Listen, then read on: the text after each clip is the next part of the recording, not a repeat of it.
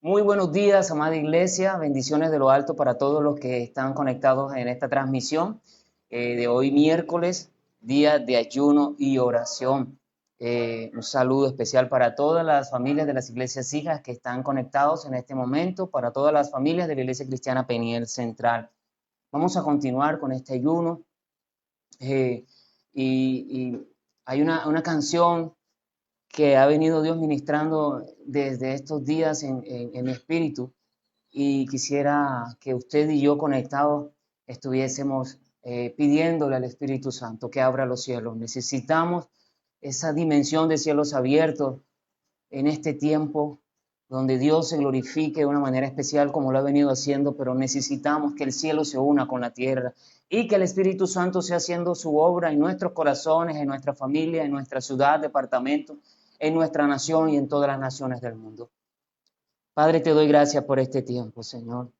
Colocamos este tiempo en tus manos, Señor. Pedimos tu bendición, tu presencia en este lugar, Señor. Abre los cielos, Señor. Que caiga tu lluvia de gloria, Señor. Te decimos, ven Espíritu Santo. Haz lo que quieras hacer en nuestros corazones. Muévete con poder. Es tu tiempo.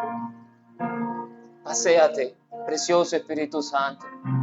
Envuélvenos en tu gloria. Ven Espíritu, ven.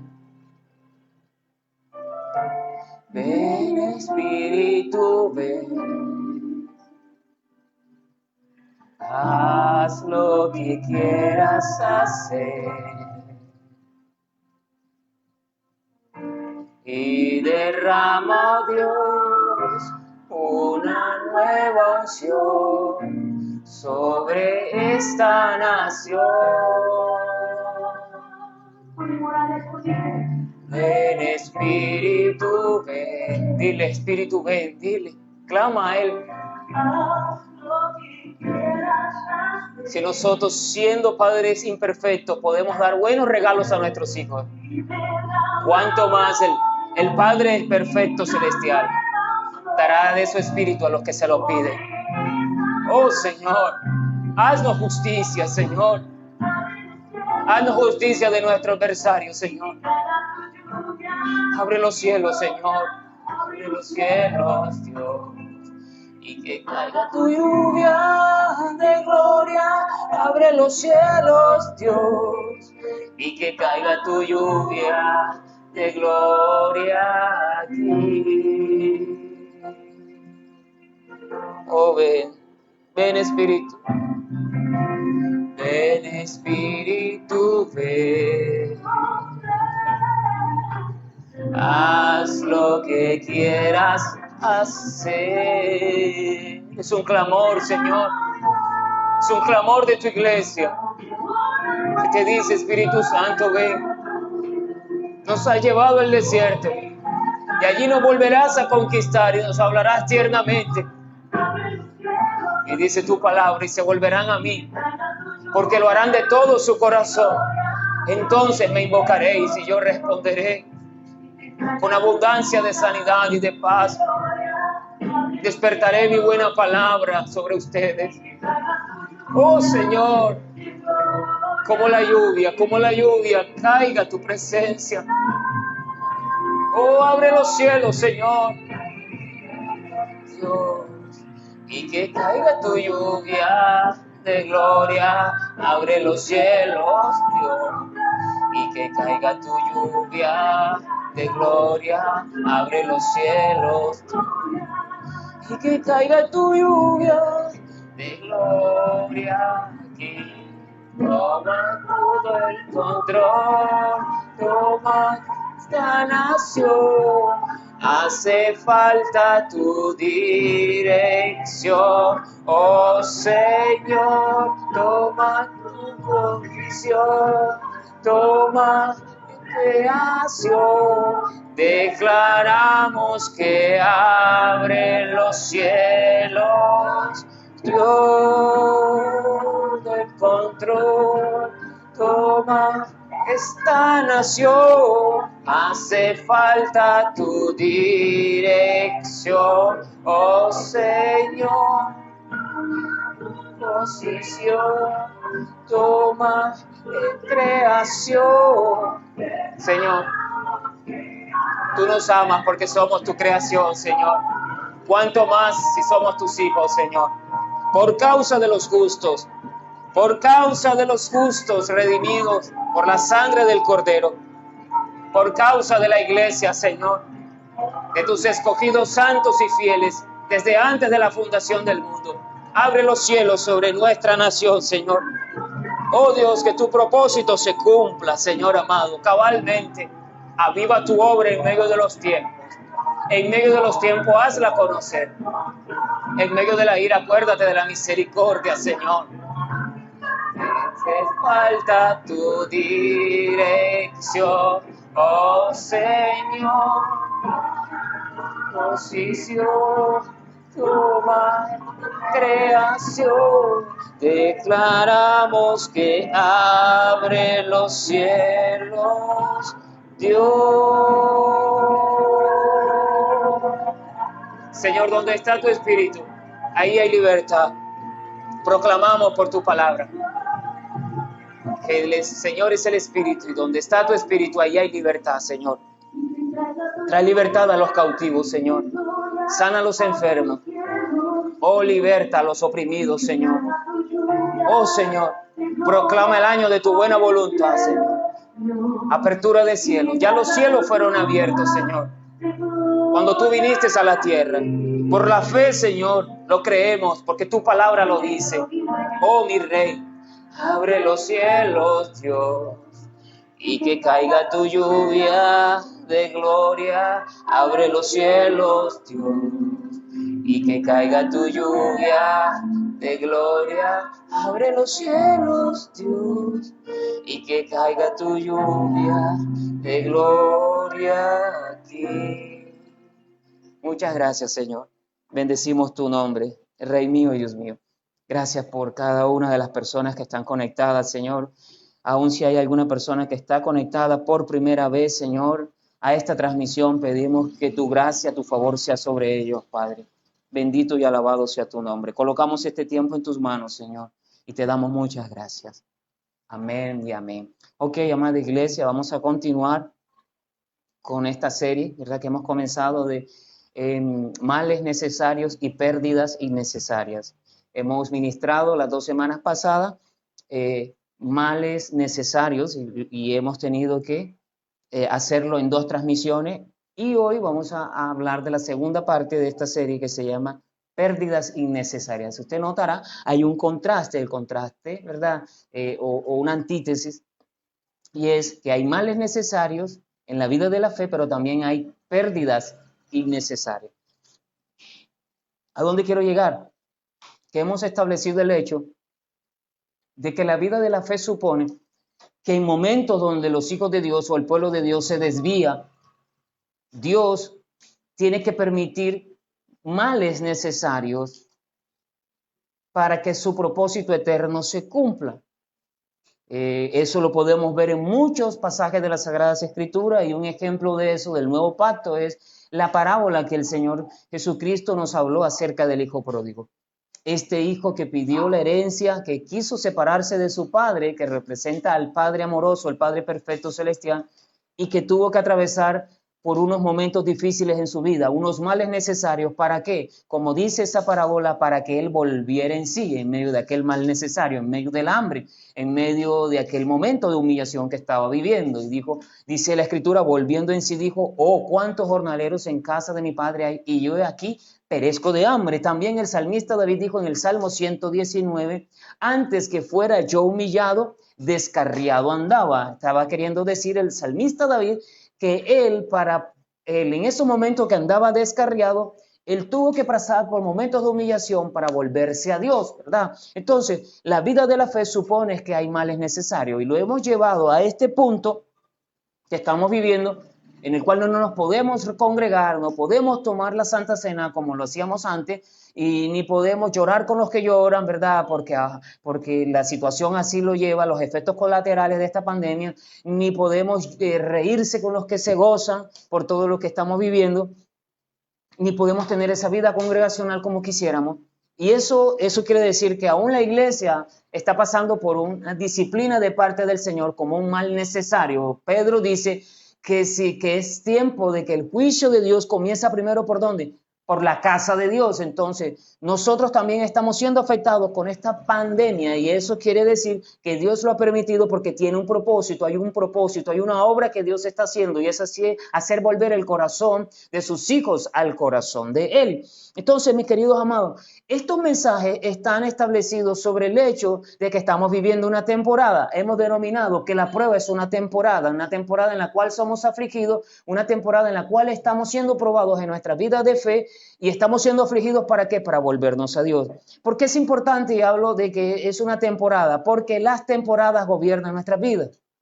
Nosotros no estamos acostumbrados a las estaciones, solo tenemos 2 estaciones, invierno y verano, pero los países que gozan de las estaciones, ellos consumen alimento dependiendo de la temporada estacional en la cual están. Y esas temporadas gobiernan su vida. El hombre no tiene poder en contra de una temporada. La temporada gobierna nuestra vida.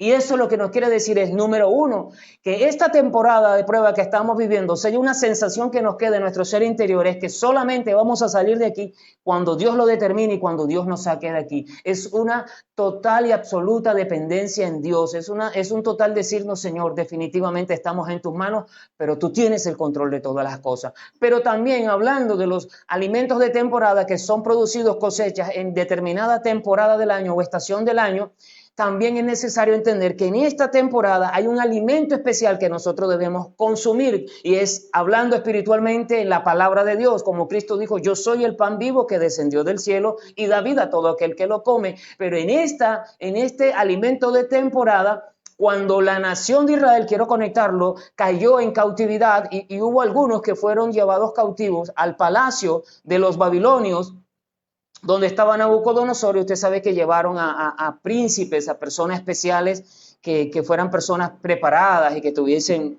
de buen parecer. Y uno de esos fue que Daniel y sus amigos Mesad, Medrad y Abednego. Así que Daniel determinó no contaminarse con la comida del rey, sino que él comió una dieta especial.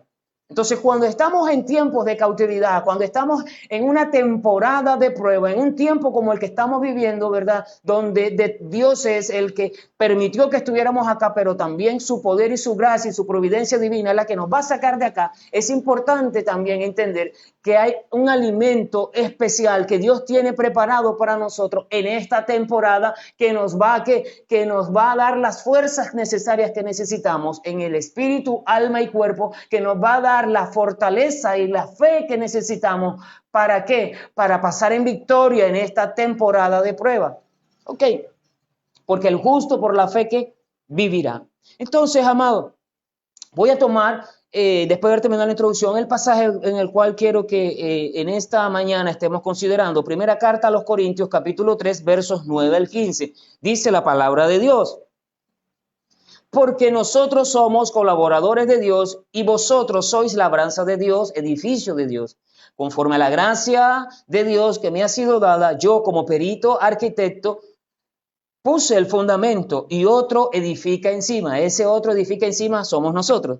Pero cada uno mire cómo sobreedifica, porque nadie puede poner otro fundamento que el que está puesto, el cual es nuestro amado Señor Jesucristo.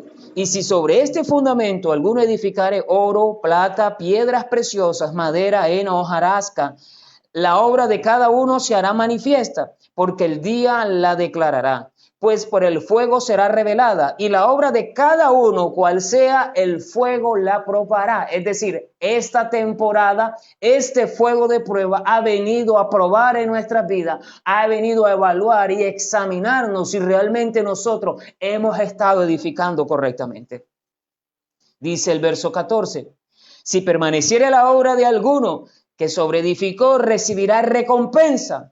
Si la obra de alguno se quemare, él sufrirá pérdida, si bien él mismo será salvo, aunque así como por fuego. Entonces, el primer punto que quiero enseñar en esta mañana es que una pérdida innecesaria. Oiga este concepto. La pérdida innecesaria está determinada por la calidad de materiales que nosotros escogemos para edificar en nuestras vidas. Entonces, la vida consiste en edificación. Edificamos vidas, edificamos matrimonios, edificamos economías, edificamos ministerios, edificamos empresas, edificamos un montón de cosas, pero eso que llama edificación tiene que ver con el pensamiento que gobierna nuestra vida y que nos lleva a edificar.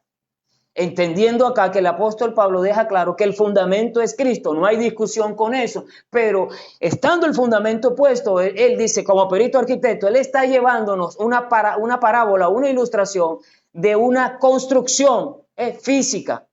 Por eso usa perito arquitecto, es decir, una persona especializada, un arquitecto especializado en una construcción. Él dice, yo puse el fundamento que es Cristo, pero cada uno mire cómo sobreedifica, es decir, cómo edifica sobre ese fundamento. Y él habla y hace una lista de unos materiales y comienza diciendo que hay materiales de oro, de plata, de piedras preciosas, madera, heno, hojarasca.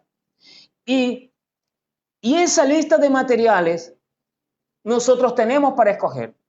Entonces, dice acá que dependiendo del material que nosotros escogemos, dependiendo del pensamiento que nosotros escogemos para edificar, así estará determinada una pérdida innecesaria o no sufriremos que pérdida, sino que obtendremos recompensa de Dios porque la obra de cada uno de nosotros será probada y permanecerá firme en las temporadas de prueba que estemos viviendo. Entonces, aquí tengo y le di la lista. Entonces, si nosotros disponemos de los mejores materiales para edificar, ¿por qué? La pregunta es, ¿por qué escogemos los peores? Si Dios ha dispuesto que podamos escoger entre el oro, dice acá, entre el oro, la plata y las piedras preciosas, ¿por qué nosotros tenemos que ser tan cabezones? Tenía rato que no lo decía. Y escogemos madera, heno y hojarasca, que no son sino 3 materiales que son inflamables, es decir, que con solo oler el fuego se combustionan, se inflaman, se queman. ¿Por qué teniendo materiales que resisten el fuego, como el oro, como la plata y como las piedras preciosas, por qué nosotros tenemos que ser tan insensatos y escoger los peores materiales para edificar?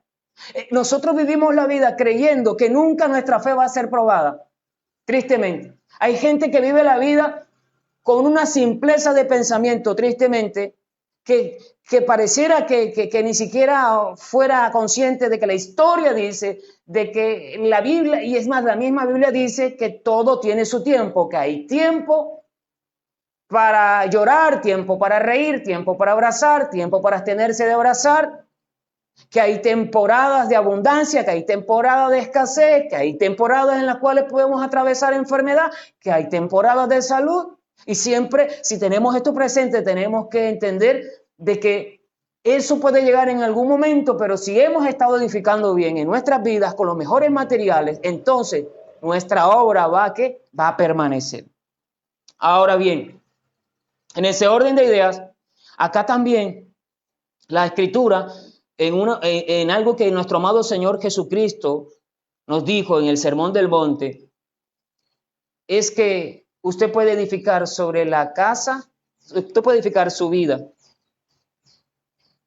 sobre la arena o sobre la roca. Usted puede edificar su casa, que es una casa hecha de pensamientos, sobre la arena o sobre la roca.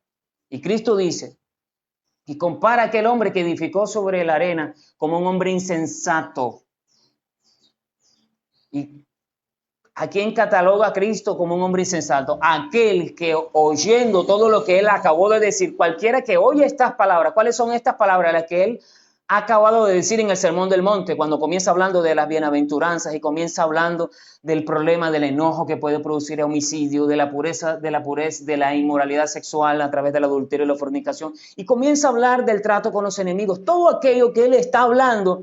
Si una persona oye todo lo que acabo de decir, que ese sermón no es más que un discurso de gobierno, y no lo obedece, le voy a comparar al hombre insensato que edificó su casa, o necio que edificó su casa sobre la arena. Y cuando vinieron los momentos de prueba, cuando vino las inundaciones, cuando vinieron los vientos impetuosos, los ríos, y chocaron contra aquella casa, su casa cayó y fue grande su ruina. Pero el que oye todos estos mandamientos que yo acabo de decir, toda esta sabiduría que acabo de desplegar, y la obedece, entonces le compararé a un hombre prudente que edificó su casa sobre la roca, y cuando vinieron los vientos impetuosos, las inundaciones, los ríos se dieron con ímpetu contra aquella casa permaneció.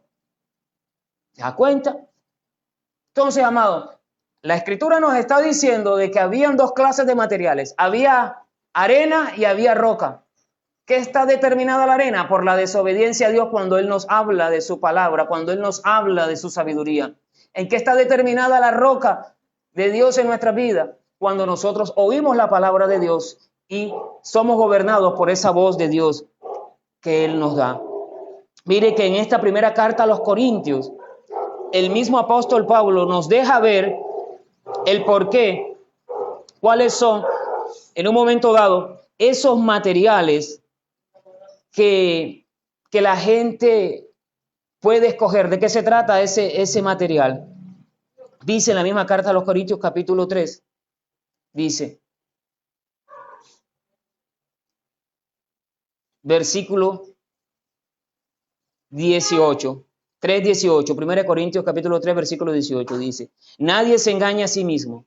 Si alguno entre vosotros se cree sabio en este siglo, hágase ignorante para que llegue a ser sabio.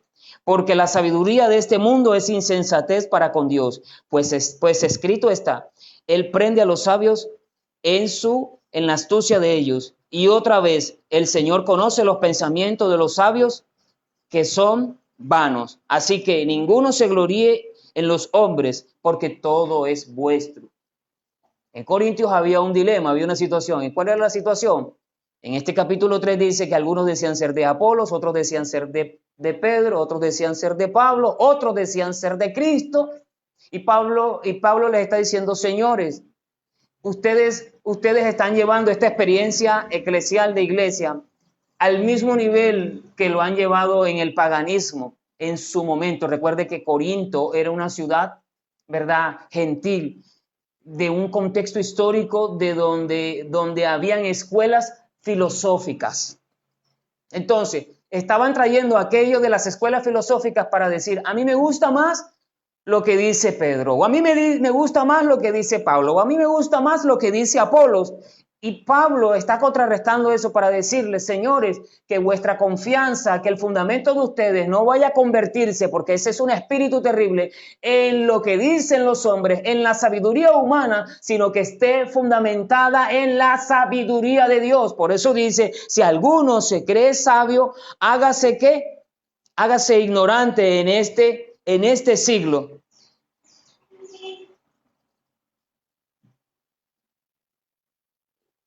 Para que llegue a ser sabio. Es decir, reconozca que necesita de la sabiduría de Dios. Entonces, ¿cuáles son qué representan los mejores materiales de oro, plata y piedras preciosas? La sabiduría de Dios representa el oro, las piedras preciosas y la plata. Entonces, siempre que edifiquemos nuestras vidas, nuestros matrimonios, nuestra economía, en la sabiduría de Dios y no en la sabiduría de los hombres, ¿sabes qué? Nosotros estamos escogiendo los mejores materiales para edificar nuestras vidas, amada iglesia.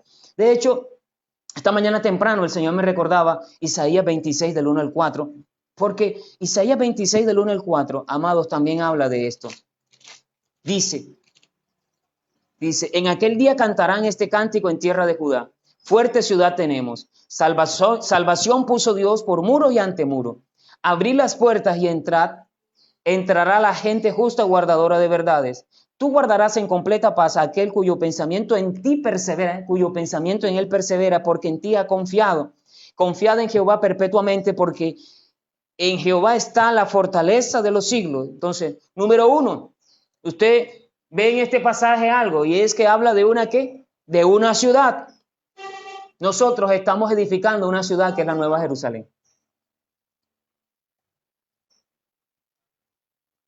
Es una ciudad espiritual. Es el pensamiento de Dios. Es la mente de Cristo construyéndose en nosotros. Número 2, dice, salvación puso Dios por muros y antemuros. Entonces, está llevándonos nuevamente, hay una parábola. Si nosotros queremos que la salvación de Dios en nuestra vida se exprese por muros y ante muros, tenemos que edificar, ¿qué? Lo que dice el verso 2, abrir las puertas y entrará la gente justa, guardadora de verdades. Cuando nosotros oímos la voz de Dios y la guardamos, es decir, la obedecemos, ¿sabes qué estamos construyendo alrededor de nuestras vidas? Muros y ante muros. Muros y ante muros puso Dios por salvación. Amado, es que nosotros desdichadamente hemos precarizado la palabra salvación o la experiencia de la salvación misma. Mucha gente cree que salvación solamente se va a experimentar cuando muere teniendo la fe en Cristo y parte a la presencia del Señor. Señores, una vez nosotros recibimos a Cristo en nuestro corazón, ya somos salvos. La salvación se tiene que notar en nuestra vida. La salvación tiene dos aspectos fundamentales. Un aspecto tiene que ver con la obra de gracia en la que usted y yo no participamos. Y el segundo aspecto de la salvación es cuando nosotros que experimentamos la salvación. ¿Y cuando experimentamos la salvación? Cuando nosotros conocemos por el Espíritu de Dios lo que Él ha salvado para nosotros y entonces lo vivimos, lo disfrutamos dependiendo de la soberanía de Dios y la forma como Dios y el Espíritu de Dios administran nuestras vidas, pero experimentamos la salvación. Entonces, nosotros no podemos creer que salvación solamente se limita cuando una persona fallece y parte de la presencia del Señor. Una vez recibimos a Cristo, ya somos salvos y la salvación se tiene que notar en nuestras vidas. Ya hay vida eterna en nosotros, ya tenemos comunión e intimidad con Dios y la salvación produce en nosotros que produce muros y antemuros y produce que Dios nos guarde. Por eso dice el versículo 3, tú guardarás en completa paz aquel cuyo pensamiento en ti persevera, porque en ti ha confiado. Y el verso 4 dice, confiad en Jehová perpetuamente, porque en Jehová está el Señor, está la fortaleza de los siglos. Y la palabra fortaleza habla de roca. Hay una versión que dice, porque Él es la roca eterna. Cuando edificamos nuestra vida en el pensamiento divino, en la sabiduría de Dios, ¿sabes qué? Es la roca eterna sobre la cual estamos estableciendo nuestras vidas. Escuche. Lo que nosotros edificamos tiene que ser coherente con el fundamento que tenemos. ¿A quién se le ocurre colocar un tremendo fundamento de concreto, con hierro, con piedra, con cemento, con arena, y después colocar sobre ese fundamento una casa de madera? Pues nadie que va a hacer una casa de madera pone tremendo fundamento, amado. Lo que nosotros edificamos tiene que ser coherente con el fundamento de nuestras vidas. Así que ahí está determinada la insensatez o la sabiduría. Un insensato es aquel que teniendo los mejores materiales escoge los peores materiales para edificar y después vienen las consecuencias. Cuando vienen las temporadas de la prueba, vienen las consecuencias. Amada iglesia, el COVID-19 no ha venido para destruir matrimonios. Estoy colocando un ejemplo. Estás escuchando una enseñanza que me mandó la hermana Denis de un programa de Moisés Angulo que se llama Un aguacero de amor y cuyo invitado fue el pastor José Ordóñez. Y él comenta ahí en ese programa que él le habían preguntado acerca de la pandemia, que había aprendido con la pandemia o la pandemia que había hecho en cuanto a los matrimonios. Y él dijo una respuesta muy sabia. En ningún lado yo he visto que diga que el COVID-19 produce destrucción de matrimonios, produce enfermedad, produce ahogo, produce fiebre, dolor de cabeza, de garganta, anuxia, pero en ninguna parte dice que el COVID-19 produce divorcio, produce destrucción de matrimonio. En realidad, si los matrimonios en este momento se están destruyendo, se están acabando, porque las estadísticas así lo dicen, es porque el COVID-19 vino a probar qué estaba haciendo la gente en sus matrimonios, qué habían estado haciendo en sus relaciones de pareja, qué habían estado haciendo en su familia. ¿Sí ve? No sé por qué nosotros, los cristianos, parece ser que somos los únicos que creemos que a Dios se le puede hacer trampa, pero nos estamos engañando a nosotros mismos. Yo le decía a mi esposa estas palabras cuando escuchaba eso. Yo le decía, ¿tú te imaginas, amor, que esta pandemia a nosotros nos hubiese cogido hace 6 años atrás, cuando no comenzó ese proceso de restauración del año 2014 en adelante en nuestra vida? Cuando tanto tú como yo éramos unos inmamables, perdona la expresión, éramos unos inmamables. Pero cuando Dios comenzó a trabajar con nuestras vidas, en nuestro matrimonio, y comenzó a darnos una palabra acerca del orden espiritual de Dios para la familia, de entender que el amor no es un sentimiento desordenado, el amor es un orden establecido. Que el orden de Dios es un espíritu que se recibe cuando se está expuesto ante una esencia de Dios. Si esta pandemia nos hubiese cogido 6 años atrás, nosotros en este momento estuviéramos separados, porque hay que haber edificado bien los matrimonios para poder soportar un momento de crisis como es lo que genera la pandemia y sus efectos colaterales. Entonces, el COVID-19 no ha venido para destruir matrimonios, ha venido a evaluarnos cómo hemos edificado nuestros matrimonios. Estoy colocando un ejemplo. Ahora sí voy a usar otra palabra. Yo no voy a usar la palabra pandemia, sino plandemia, porque bueno, el que la cogió, lo cogió. La pandemia ha producido crisis económica. Ya estoy yéndome ahorita toqué la parte, no sé cómo decirlo, teológica, pero ahora estoy en la parte práctica de este mensaje. La pandemia ha producido crisis económicas, pero hay algunos que los ha golpeado más fuerte que a otros. Es decir, a todos nos ha golpeado la pandemia. Llevando palabra pandemia en el tema económico. A todos nos ha golpeado la pandemia. No voy a pensar usted que pastor, no es pandemia, es pandemia. No, es pandemia. A todos nos ha afectado la pandemia, pero hay algunos que los ha golpeado más que a otros. ¿Y sabes a quiénes ha golpeado más que a otros esta pandemia en lo económico? A los que durante el tiempo pasado no han hecho una buena mayordomía en sus vidas. Es decir, no han hecho una buena mayordomía de su tiempo, ni han hecho una buena mayordomía de sus dones, ni de los recursos que Dios les ha dado. Porque, mira, amado, yo sé que hay gente que dura hasta la 1 y 2 de la mañana metidos en Facebook, no están haciendo vigilia, no están orando, no están buscando el rostro de Dios, no están buscando un pensamiento de Dios que los potencialice, un pensamiento de Dios que los transforme y que los saque, ¿verdad?, del status quo, que los saque de la zona de confort para ir a una expresión mayor de la salvación que Dios nos ha dado, sino que están conformes. Y sabe, yo recordaba haciendo esto, cuando hablamos de mayordomía de tiempo, dones y recursos, y puede haber otras cosas más allí de mayordomía, de que Sergio, el hermano Sergio Mejía, el hijo de nuestra hermana Mile, en este tiempo de pandemia, comenzando esto, ¿sabes qué? Él encontró trabajo, imagínense, encontrar trabajo en plena pandemia. Amado, eso lo hace Dios, sí, lo hace Dios, pero hay una parte que nosotros tenemos que hacer. El trabajo consistía en atender a personas que hablan otros idiomas, el inglés, pero si este chico durante el tiempo pasado él no hubiese aprendido a hablar inglés, él no hubiese podido encontrar trabajo en este tiempo de pandemia. ¿Qué quiere decir?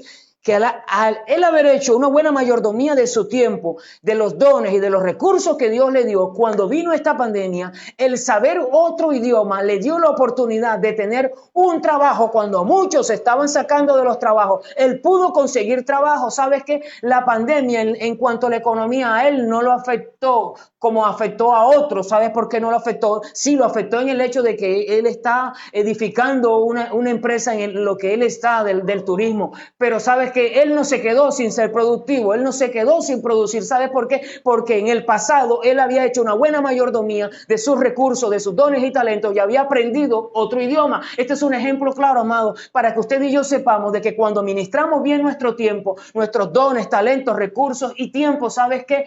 Cuando en el pensamiento de Dios, entonces cuando venga la adversidad, cuando venga la prueba, cuando vengan los embates de la vida, nosotros vamos a permanecer incólume, vamos a permanecer firmes sin experimentar pérdidas innecesarias. Oh my God. Y el consejo, ay Dios mío, anota allí, da este consejo. Este consejo es no le voy a pedir ni ofrenda por este consejo, pero es poderoso. La vida hay que tomársela muy en serio. Y cuando yo digo que la vida hay que tomársela muy en serio, también me estoy refiriendo a que la edificación de nuestras vidas, de nuestro matrimonio, de nuestra economía, de nuestro ministerio, también tiene que tomarse muy, pero muy en serio. La vida hay que tomársela en serio. Porque yo he notado algo, amado, que las personas que expresan la salvación de Dios y que expresan la gloria de Dios en sus vidas son aquellos que se han tomado su vida espiritual, su edificación de vida en todas las áreas de su vida, muy en serio. La vida hay que tomarla en serio. La edificación de nuestra vida, lo mismo, hay que tomarla en serio. Es más, amada iglesia, hay gente que ha muerto en esta pandemia que no debió haber muerto. Elías. Escuchen. Hay gente que ha muerto en esta pandemia que no debió haber muerto. No, y de hecho, por eso es que este mensaje vino a mi vida. Porque Dios habló a mi vida de cómo había gente que había muerto en esta pandemia que no debió haber muerto. Que se considera una pérdida innecesaria. No tenían por qué morir. Y quiero llevarlo esto de lo más práctico que pueda. Hay gente, y créame que aún yo mismo lo viví, porque yo era uno, y cuando digo lo viví, quiero decir que experimenté quebrantos de salud, pero reconocí cuando experimenté aquellos quebrantos de salud, como tuvieron que ver algunos de ellos con colon y con problemas estomacales, que yo no me cuidaba, que yo era uno de los que si me tomaba 8 o 10 tazas de café al día no tenía ningún inconveniente, y aunque Eliana me regañara, aunque a Sara Ximena me regañara, porque decía, pastor, te vas a tirar el brillo de los dientes, pastor, no tomes tanto café, te lo vas a manchar y todo, y la gente me regañara, yo tomaba café, pero cuando entré en aquel quebranto de salud, oh sorpresa, duré como mes y medio, 2 meses sin tomar café, o sea que sí se puede hacer una buena mayordomía, pero cuando estamos asustados, ahí sí hacemos dieta. ¿Qué puedo decir de esto, amado? Porque aquí tengo otras cosas. No hacíamos ejercicio, amado.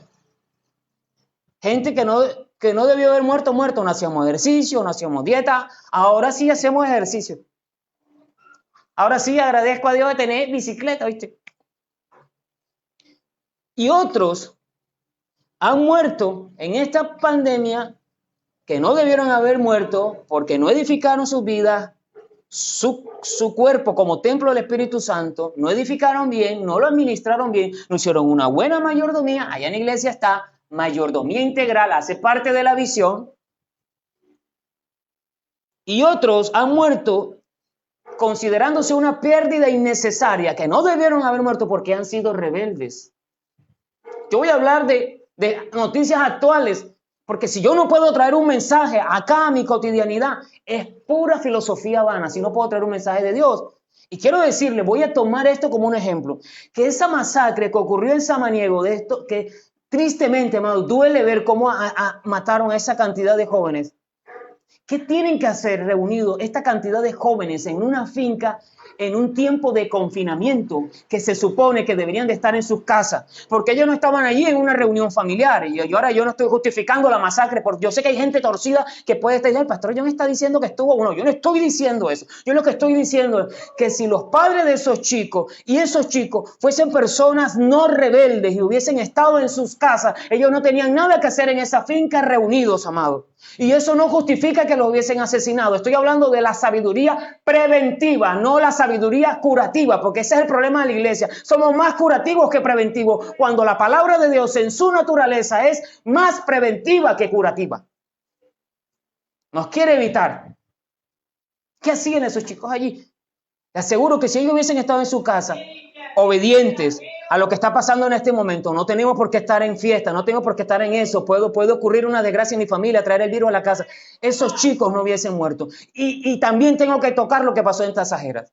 ¿Qué hace ese montón de chicos y de jóvenes yéndose a correr detrás de un carro cisterna que se volteó en una situación donde la gasolina es algo volátil que puede explotar en cualquier momento? En un tiempo de confinamiento, ¿qué tenían que hacer allí esas personas? ¿Cuál fue la cifra? 45 muertos y un montón de heridos.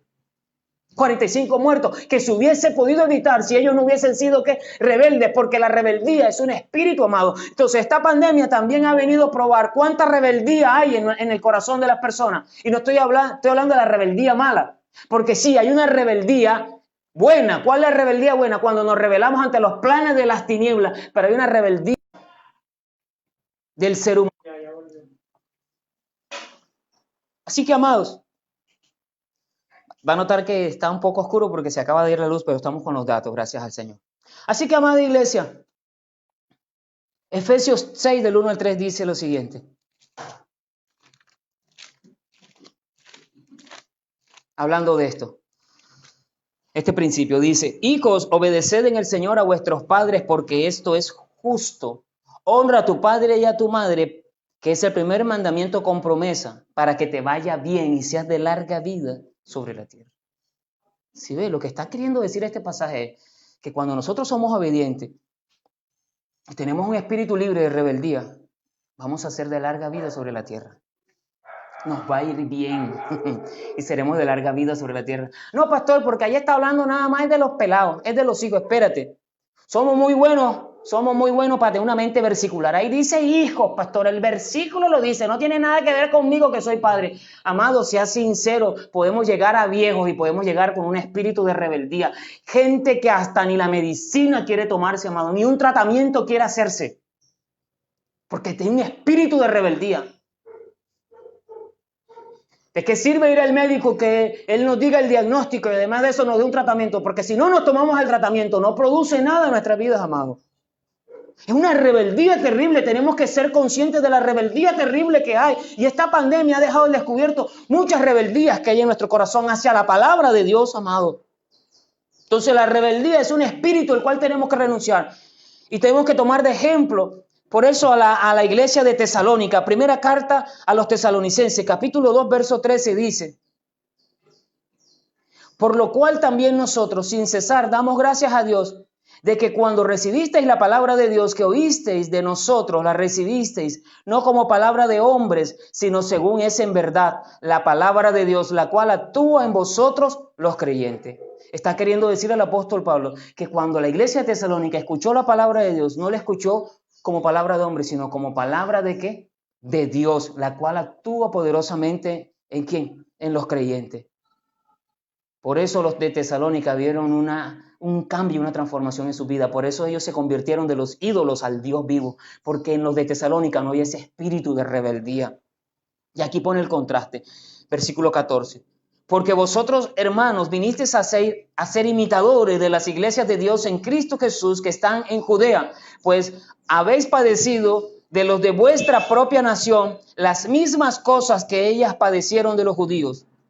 Hablando de cómo los de Tesalónica experimentaron cosas duras de los judíos. Experimentaron cosas duras, así como las iglesias allá en Israel, en Jerusalén, experimentaron cosas duras de los mismos compatriotas israelitas. Y dice el verso 15, los cuales mataron al Señor, refiriéndose a los israelitas, los cuales mataron al Señor Jesús y a sus propios profetas, y a nosotros nos expulsaron y no agradan a Dios y se oponen a todos los hombres, impidiéndonos hablar a los gentiles para que éstos se salven. Así colman ellos siempre a la medida de sus pecados, pues vino sobre ellos la ira hasta el extremo. ¿Y sabes qué está diciendo el apóstol Pablo? Que la gente de su nación, que los israelitas, han sido siempre unos rebeldes. Y por eso ellos siempre están llenando la medida de sus pecados en cuanto a la ira hasta el extremo. Amados, cuando nosotros somos rebeldes, ¿sabe de qué nos hacemos merecedores? De la ira.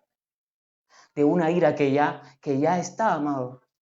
Pero que nosotros podemos ser guardados de esa ira si nosotros no caminamos en ese espíritu de rebeldía. Amén. Entonces, amada iglesia.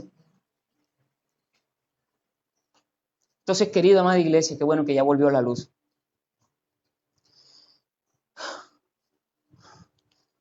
La familia de Elí y la familia de Samuel son un ejemplo de lo que significa no edificar bien y experimentar pérdidas innecesarias. Vamos allí en la palabra al primer libro de Samuel, capítulo 1, capítulo 2, versículos 22 al 25. Primer libro de Samuel.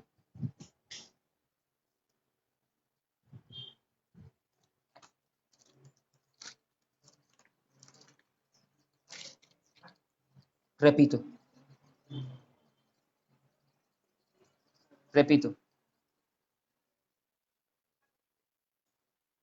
La familia de Elí y la familia de Samuel son un ejemplo de lo que significa no edificar bien y experimentar pérdidas innecesarias. Primer libro de Samuel, capítulo 2, versículos 22 al 25, dice, hablando primero de Elí y su familia, pero Elí era muy viejo y oía de todo lo que sus hijos hacían con todo Israel y cómo dormían con las mujeres que velaban a la puerta del tabernáculo de reunión. Y les dijo, ¿por qué hacéis cosas semejantes? Porque yo oigo de todo este pueblo vuestros malos procederes. No, hijos míos, porque no es buena fama la que yo oigo, pues hacéis pecar al pueblo de Jehová. Si pecare el hombre contra el hombre, los jueces le juzgarán. Mas si alguno pecare contra Jehová, ¿quién rogará por él? Pero ellos no oyeron la voz de su padre, porque ya Jehová había resuelto hacerlos morir. Miren, y usted conoce la historia, y si no la conoce, léasela allí, primer libro de Samuel, capítulo 2, del versículo 12 hasta el 36. ¿Qué quiere decir esto, amado? Que los hijos de Eli, usted sabe, conoce la historia, murieron, Ofni y Fines, y además de Ofni y Fines, Elí también murió. ¿Y sabes qué? Los hijos de Elí no heredaron el sacerdocio, sino el que heredó el sacerdocio fue ¿quién? Fue el joven Samuel. ¿Y sabes por qué ocurrió esto? Porque Elí no edificó bien su vida de familia, no edificó bien su vida ministerial. ¿Y sabes qué? Experimentó pérdidas innecesarias. Ojo que este mensaje no está queriendo establecer quién es salvo y quién no es salvo. Porque yo no estoy queriendo decir aquí que el sacerdote Elí no fue salvo. Elí fue salvo. Mira lo que dice Corintios. Si bien el tal será salvo como por fuego. Elí fue salvo como por fuego, pero lo que él edificó se quemó, hermanos. Experimentó pérdidas. Sus hijos murieron jóvenes y la gloria de Jehová fue traspasada a los Elí. Fue quitada la gloria de Dios del pueblo de Israel, porque no edificó bien y sufrió pérdidas innecesarias. Pero, de igual manera, allí, primer libro de Samuel, capítulo 8, versículos del 1 al 5, mire lo que nos dice, porque increíblemente, aunque Samuel fue testigo de lo que vivió, el profeta Elí y su familia volvió a repetir el mismo patrón. O sea, parece ser que este tema de la edificación familiar es un tema muy delicado. Y la idea de la escritura es, por eso le dije, es más preventiva que curativa, es para que no repitamos las cosas que están allí. Y dice, versículo 1 del primer libro de Samuel, capítulo 8, dice, aconteció que habiendo Samuel envejecido, puso a sus hijos por jueces sobre Israel, y el nombre de su hijo primogénito fue Joel, y el nombre del segundo Abías, y eran jueces en Berseba. Pero no anduvieron los hijos por los caminos de su padre, antes se volvieron tras la avaricia, dejándose sobornar y pervirtiendo el derecho. Entonces todos los ancianos de Israel se juntaron y vinieron a Ramá para ver a Samuel, y le dijeron, he aquí, tú has envejecido y tus hijos no andan en tus caminos. Por tanto, constitúyenos ahora un rey que nos juzgue como tienen todas las naciones. Pero no agradó a Samuel esta palabra que dijeron, danos un rey que nos juzgue. Y Samuel oró a Jehová. Nosotros siempre decimos, no, que mire que el pueblo de Israel pidió rey como las demás naciones, pero nosotros omitimos el hecho de que si la nación de Israel pidió rey es porque los jueces que tenían en ese momento, los que se suponían que tenían que ejercer en justicia, en derecho y en juicio, que eran los hijos de Samuel, no lo estaban haciendo rectamente, sino que se habían torcido, no habían caminado en los caminos de su padre, porque esto también es un misterio. Hay padres que construyen bien, que edifican bien, como lo fue Samuel, pero hay hijos que salen torcidos. Pero yo quiero decirles, amados, que algo tuvo que haber pasado de todas maneras en la vida de Samuel para que sus hijos, todos dos, su primogénito y su otro hijo, no anduvieran en los caminos correctos de Jehová. ¿Y sabes qué? También Samuel, y más que Samuel, la nación de Israel experimentó una pérdida innecesaria. Con los hijos de Elí, la gloria de Dios fue quitada a la nación de Israel. Y ahora con los hijos de Samuel experimentaron una transición. ¿Cuál transición? La transición de una teocracia, que significa Dios gobernando, a una monarquía, que significa que ahora gobernaría un hombre y que dependería del corazón de ese hombre para saber si Dios seguía gobernando o no. Por eso hubo un hombre llamado Saúl, que gobernó mal porque no era un hombre conforme al corazón de Dios, y la experiencia fue terrible para Israel, pero Dios levantó a un hombre llamado David que tenía un corazón conforme al corazón de Dios, es decir, que en su corazón Dios gobernaba y el trono de su corazón estaba Dios, y entonces por eso es que usted ve que con David hubo ganancia para Israel, pero con Saúl hubo pérdidas para Israel. ¿A dónde quiero llevar con esto, amado? Y usted dirá, pero David pecó y todo eso, adulteró, pero le voy a decir algo, amado. ¿Sabes cómo se determina que una vida ha tenido una pérdida innecesaria cuando el legado espiritual que Dios ha puesto en nosotros no sigue con nuestros hijos? Porque usted notará que el legado de Elí no siguió ¿con quién? con los hijos de él, Ofni y Fines. El legado de Samuel no siguió con sus hijos. Y cuando usted ve a David, se da cuenta que su legado espiritual sí siguió con su hijo Salomón y con la descendencia de Salomón, su descendencia. Entonces hay personas que son salvas, Dios los perdona, pero el propósito de Dios no sigue con su vida. Hay personas que Dios los perdona y que, aunque se hayan equivocado, porque nadie tiene vidas perfectas, pero Dios que lo conoce todo nos juzga y el propósito de Dios continúa con quien ese legado continúa con nuestros hijos. Entonces ahí vemos. Hay otros ejemplos que tengo acá de pérdidas innecesarias. Uno de ellos es el rey Usías. El rey Usías no tenía por qué haber terminado su vida con lepra y morir de esa forma, un rey tan próspero, pero cuando él quiso ofrecer incienso a Dios, siendo rey, que solo lo podían ofrecer los sacerdotes, ¿cómo murió Usías? Se despidió tristemente, pérdida innecesaria, leproso y aislado, murió sin gloria. Y otro hombre es Salomón. Salomón cumplió el propósito de Dios, pero Sansón. Pero Sansón no tenía por qué terminar sin ojos, ni tenía por qué terminar de la forma como terminó. Y le voy a decir algo y no voy a entrar a ampliar esto. Quienes mayormente fallaron en que Salomón terminara así, ¿sabes quiénes fueron? Sus padres de Sansón. Los padres de Sansón fueron los que mayormente fallaron en su crianza.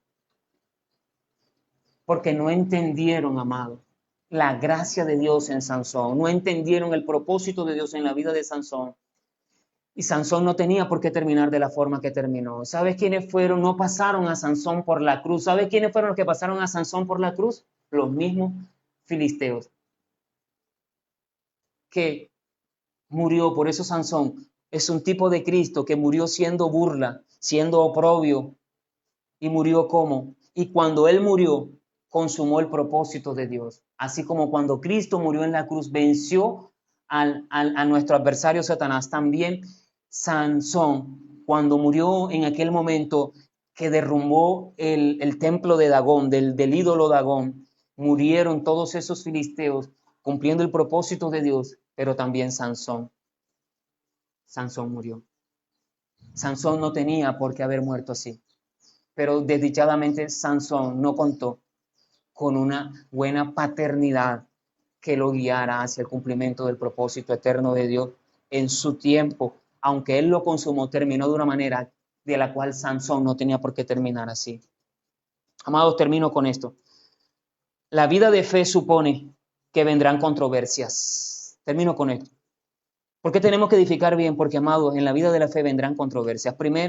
Tercera carta del apóstol Juan. Vamos a leer hasta el versículo 10. Dice: el anciano Agayo, el amado, a quien amo en la verdad. Amado, yo deseo que tú seas prosperado en todas las cosas y que tengas salud, así como prospera tu alma. Pues mucho me regocijé cuando vinieron los hermanos y dieron testimonio de tu verdad, de cómo andas en la verdad. No tengo yo mayor gozo que el oír que mis hijos andan en la verdad.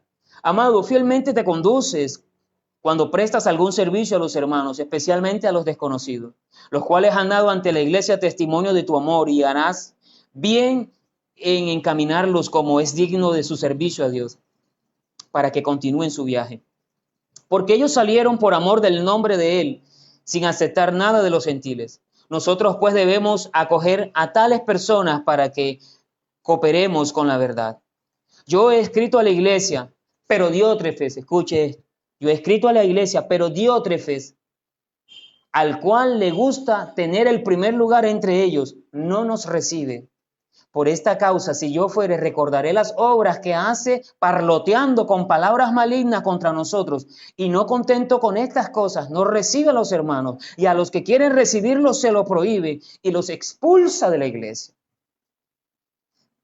Este versículo, amado, que dice a Gayo, amado, yo deseo que tú seas prosperado en todas las cosas y que tengas salud, así como prospera tu alma, es un versículo que en el original suena así, de esta manera: amado, ojalá llegue el día de que tu cuerpo físico pueda expresar también lo mismo que vives en tu alma.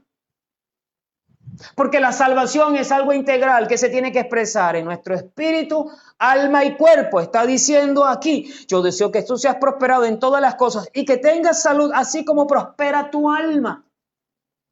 Porque en la vida de la fe tenemos que hacer una buena mayordomía de nuestras vidas. Tenemos que edificar bien. ¿Sabes por qué? Porque en la vida de la fe y en la vida de la iglesia vamos a experimentar controversia. ¿Cuál era la controversia que iba a experimentar Gallo? Un hombre llamado Diótrefes, que siempre quería tener el primer lugar en todo, que sea todas las cosas parloteando, que era un fantoche bien vestido, que los hay en todas las iglesias, y que quería tener el primer lugar, y que no contento con eso, no recibe a los hermanos que son enviados en el servicio a Dios, sino que a los que lo quieren recibir se los prohíbe. Imagínate con la clase de personas que tenía que enfrentarse Gallo. Entonces, amado, eso es un espíritu que hay, amados, en la iglesia y en todas partes, en tu trabajo, en tu familia. Tú puedes encontrar ese espíritu en la iglesia, en el ministerio. Por eso tenemos que edificar bien todo nuestro ser, espíritu, alma y cuerpo, de tal manera que cuando tengamos que enfrentarnos en la vida de la fe a esos contradictores, con esa controversia, sabes que nosotros permanezcamos firmes en la fe y vivos. Entonces, es lo mismo que está queriendo decir el apóstol Pablo en 1 Tesalónica 5:23 cuando dice, y todo vuestro ser, espíritu, alma y cuerpo sean guardados irreprensibles para la venida de nuestro Señor Jesucristo. Es un principio, amado, de nuestras vidas de edificación, de mayordomía en nuestras vidas. Y lo que le está queriendo es, asegúrate que tu espíritu, alma y cuerpo funcionen bien, porque cuando experimentes la controversia en la iglesia vas a necesitar de toda la salud para resistir ese encuentro. Y nosotros en este momento que vino la pandemia, hermano, vamos a necesitar de toda nuestra salud y de lo buen mayordomo que hayamos sido en el pasado para resistir este momento, amado. Difícil, controversial, lo necesitamos. Pero a los que no han edificado bien, y yo no estoy diciendo que yo saqué un 10, porque yo mismo estoy admitiendo de que yo no hacía una buena mayordomía de mi cuerpo en cuanto a la dieta. ¿Sabes qué pasa? Les va a dar mucho, les está dando mucho más duro esto. Amado, la idea de que Dios sana es porque Él nos necesita integralmente firmes en toda nuestra estructura, espiritualmente sanos. Y hoy usted y yo tenemos que estar de acuerdo en que casi no hay personas que en su psiquis esté sana. Es casi imposible encontrar a personas que estén bien equilibradas. Es casi un milagro, amado, encontrar a personas que no se ofendan con facilidad. Tienes que saber tú cómo vas a hablar, tienes que saber tú cómo vas a predicar, cómo vas a decir las cosas, porque la gente anda con unos niveles de ofensividad terribles. Gente que se entristece por todo, gente que se deprime por todo, gente que ya no sigo más. O sea, miren, mejor dicho, como decía la pastora, ahora es un virus, pero ¿qué tal, John Jairo, si esto fuera una bacteria que lo ataca a uno? Eso sería terrible. Imagínense. Entonces, yo quiero decirle, amado, vendrán cosas peores. Escuche, pastor, ¿tú por qué dices eso? No, pero te voy a decir, porque la palabra lo dice, amado. Estamos en tiempos postreros y en los tiempos postreros son principios de dolores. Esto puede ser un piropo para todo lo que viene después. Y si no edificamos bien, si no determinamos edificar bien, amados, ¿cómo vamos a enfrentar tales niveles de controversia, de espíritus contravertibles, amados? Entonces, Gallo, vas a necesitar, estaba queriendo decir el apóstol Juan, que todo tu ser sea sano por el nivel de controversia que vas a tener, porque si no te vas a morir tú. Y si te mueres, vas a dejar de tener sentido todo lo que se ha invertido en ti. Amado, y nosotros no nos podemos morir por decisión propia. Yo quiero terminar hablando de mi testimonio, porque eso lo compartía con mi esposa construyendo este mensaje. Cuando yo pasé por este momento de ansiedad, de angustia, que se me afectó el colon, la cabeza, un montón de cosas, que mi cuerpo no producía la serotonina que debía producir. Yo tuve momentos, amados, en ese montón de noches que no podía dormir, que no podía comer, que andaba con diarreas, que andaba con angustia, que yo tuve que pararme en la brecha y decir, como dice la palabra de Dios, yo viviré y no moriré para contar cuán grandes son las obras de Dios. Amado, si todo este tiempo pasado yo no hubiese edificado mi vida espiritual en la fe, no hubiese construido la vida de Dios en mí, sabes que yo no hubiese tenido las fuerzas necesarias, la fortaleza necesaria para resistir esa prueba, esa enfermedad, amado, donde yo sentía literalmente que me estaba muriendo. Y hay personas que en un momento dado se pueden experimentar pérdidas innecesarias porque pueden enfrentarse a situaciones terribles y no tienen el resorte, no tienen el tamaño de la edificación para resistir aquellas cosas. Yo tuve que pararme en la brecha y decir, yo viviré y no moriré para contar cuán grandes son las obras de Dios. Yo no me voy a morir. Sí, pasé por momentos de confusión. Yo hasta llamé a la pastora y le dije, pastora, si Dios sabía que yo me iba a morir, entonces, ¿por qué me puso al frente de esta obra aquí de la Iglesia Cristiana Peniel Santa Cruz? Imagínate todo lo que yo sentía en ese momento. Pero eran momentos de crisis. Pero en esos momentos de crisis, ahí estuvo el Espíritu Santo y todo el depósito que Dios había colocado en mi vida, en su edificación. ¿Para qué? Para poder resistir en esa prueba que estaba viviendo. Y sabe, nosotros no nos podemos morir por decisión propia. Que si nos vamos a la presencia de Dios sea porque Dios lo determine y no porque yo no he edificado bien y cuando viene la controversia, ya yo me doy por vencido. No nos vamos a dar por vencido en este momento, amado. Y vamos a sacar la fuerza que Dios nos ha dado en esa vida de edificación para seguir adelante en victoria. Así que, amado, vamos a orar y por las peticiones que han mandado. Padre, yo te doy gracias por este tiempo, Señor. Yo te pido, mi Rey y mi Señor, que seas tú, papito querido, hablando al corazón de mis hermanos, Señor. Que no tengamos que experimentar en este tiempo pérdidas innecesarias, Señor amado. Que no tengamos que experimentar cosas que se convierten en pérdidas que no tenían por qué suceder, Señor. Porque fuimos quizás negligentes. Y necesitamos en este tiempo, mi Dios y mi Señor, entender que la rebeldía nos ha hecho mucho daño. Pero que este mal que fue necesario está sacando a la luz que en nosotros había un espíritu de rebeldía, Señor, de obstinación, de terquedad, de no edificar conforme a tu palabra, y que a muchos han sido sorprendidos, Señor amado. Todos hemos sido sorprendidos, pero la diferencia ha estado en que algunos, los efectos colaterales de esta pandemia han sido peor que a otros, porque no habían edificado bien. Yo oro, Dios mío, para que la iglesia cristiana Peniel, las iglesias hijas, determinen tomar la vida de la fe en serio y edificar bien, mi Dios y mi Rey. Edificar bien con los mejores materiales, oro, plata, piedras preciosas, sobre la roca, sobre la sabiduría tuya, mi Dios. Padre, coloco la vida de Ana Marcela para que Migración le dé la autorización para abrir una cuenta, Padre. Te pido que tu gracia y tu favor sea sobre Ana Marcela, Padre querido.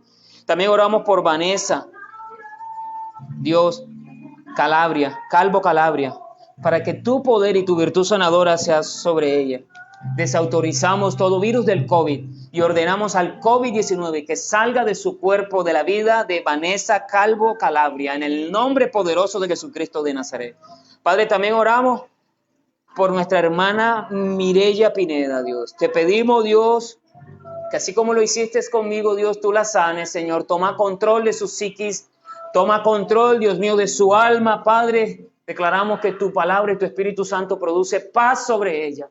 Reprendo todo espíritu que quiere venir a controvertir, Señor, que quiere venir, Dios mío, bendito, a robarle la paz. Hablo a las neuronas de mi hermana Mireya y declaro que sus neuronas son sanas, su sistema nervioso es sano, Dios mío, y que el orden tuyo se establece en su mente, en su alma, en todo su sistema nervioso, en sus neuronas, por la vida del Espíritu. Dios mío y Rey mío, te doy muchas gracias por este tiempo. Y te decimos, abre los cielos, Señor. Muchas gracias, Padre querido. Iglesia, les bendigo. Y les recuerdo, amados, el servicio de esta noche de familia, el ayuno del sábado a las 10 de la mañana, el servicio de jóvenes a las 6 de la tarde y el próximo domingo recuerde que comenzamos los 21 días de ayuno y oración. Dios es bueno, es el lema de esos ayunos. Así que, amados, porque Dios es bueno, vamos a ayunar. Amén. Vamos a ayunar por salud, por todo. Vamos a estar en ayuno el día domingo, todos ahí recibiendo de parte del Señor lo que este tiempo tiene preparado. Siempre cuando hay tiempo de ayuno, Dios tiene preparado algo muy especial para el iglesia. Así que les bendigo y bendiciones para todos.